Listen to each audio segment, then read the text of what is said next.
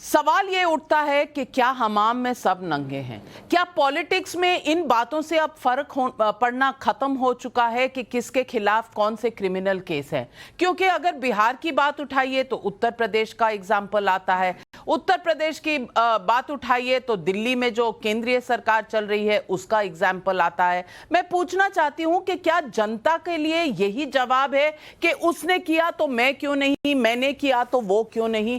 क्या यही बाकी रह गया? ये लाइन ऑफ डिफेंस इनफ है जनता को बताने के लिए कि ये किस तरह के पीपल्स रिप्रेजेंटेटिव हैं, लोगों के अपने रिप्रेजेंटेटिव, उनके खिलाफ क्या हो रहा है और कौन सरकार बना रहा है?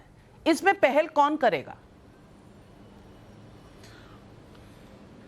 नहीं, देखिए, ये मुद्दे खत्म हो गए हैं, मैं ये नहीं मान सकता। ये मुद्दे जिंदा हैं, जिंदा थे और आगे भी जिंदा रहेंगे। अगर ये मुद्दे नहीं होते तो इस देश पे राज करने वाला एक परिवार, जिनके दामाद जमीनों का घोटाला करते थे, बड़ी बड़ी जमीनें खरीदते थे, रातों रात किसानों की जमीनें उनके नाम हो जाती थी, कैसे अखबार को अपने नाम कर लेते थे, पूर्व सैनिकों के साथ धोखाधड़ी करते थे, ये अगर मुद्दे नहीं होते तो आज जनता ने उनको अप्रासंगिक नहीं कर दिया होता। आज पूरा का पूरा परिवार जमानत पर घूम रहा है, ईडी दफ्तर के बाहर चक्कर काटता है, तो मैं नाम नहीं लेना चाहता, पूरा देश जानता है। तो ऐसे भ्रष्टाचारी लोगों को जनता ने उखाड़ फेंका। बिहार के भीतर नीतीश कुमार जी को जो जनादेश मिला, वो जनादेश तेजस्वी यादव के साथ सरकार बनाने का जनादेश नहीं था। नहीं तो अगर होता तो लालू प्रसाद यादव जी की सरकार में क्या होता था, मैं आपको उदाहरण दूंगा और आप इसको चेक कराइएगा। बेऊर जेल है, बेऊर जेल में बहुत सारे ऐसे माफिया बंद थे कि वो सालों से जेल में बंद रहे और बाहर उनके परिवार फलते फूलते रहे, उनके बच्चे होते रहे।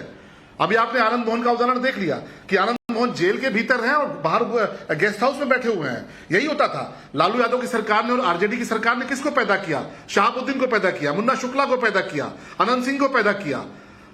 डीएम तक की हत्या करने वाले जो लोग थे, अभी आनंद मोहन पे क्या इल्जाम है कि गोपालगंज के डीएम की हत्या की गई है। तो ऐसे लोगों को पाल पोस के इन्होंने बड़ा किया। और मैं तो देवरिया से आता हूं, देवरिया में स्थिति ये थी कि जमीनों का रेट इतना बढ़ गया, हम लोगों ने पता करना शुरू किया कि कारण क्या है, तो पता चला कि बिहार से माइग्रेशन शुरू है। वहां से लोग भाग रहे कि नहीं साहब, लालू यादव की सरकार है, हम वहां रहना नहीं चाहते। मैं आपको दोबारा बता रहा हूं, दोबारा भगदड़ की स्थिति पैदा हो चुकी है।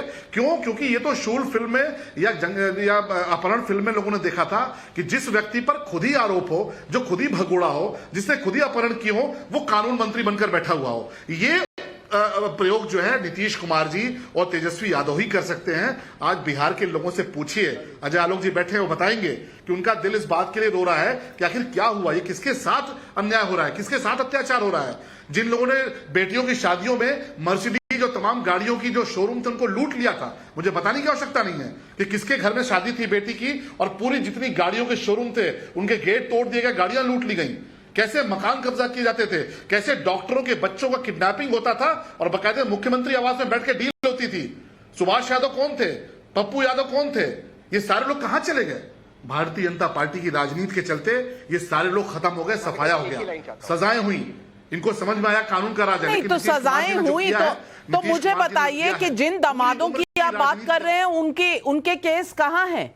क्यों नहीं ये केस कंक्लूजन पर आते? क्या ये मुद्दे जिंदा रखने के लिए बीजेपी अब तक उनको कंक्लूजन तक नहीं ले जा सकी है? तहसीन पूनावाला हाथ उठा रहे हैं। तहसीन पूनावाला, जवाब दीजिए शलभ मणि त्रिपाठी जी ने जो आरोप लगाए।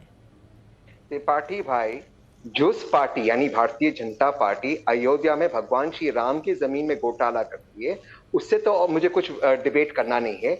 लेकिन आपने तेजस्वी जी पर एक व्यक्तिगत टिप्पणी की कि उनके एजुकेशन क्वालिफिकेशन को लेके, कम से कम वो ईमानदार है कि वो जहां तक पढ़े, वरना ऐसे आज हमारे देश में भी लोग बैठे जिनकी डिग्रीज आज तक नहीं मिल रही है और कोर्ट के ऑर्डर है कि इनकी डिग्री किसी को दिखाना नहीं चाहिए। कोर्ट भागते अपनी डिग्री नहीं दिखाने के लिए। मैं किसी पर व्यक्तिगत टिप्पणी नहीं करना चाहता हूँ, तेजस्वी मेरा मित्र है और ये गलत है कि आप उन पर व्यक्तिगत टिप्पणी कर रहे हैं। व्यक्तिगत टिप्पणी दूसरे भी कर सकते हैं। जब आप कहते कोई भगोड़ा है, भगोड़ा गुजरात में भी एक गृह मंत्री था। हम व्यक्तिगत टिप्पणी नहीं करते, तो व्यक्तिगत टिप्पणी हम ना करें, कृपया करते इस डिबेट की हम शोभा बरकरार रखें।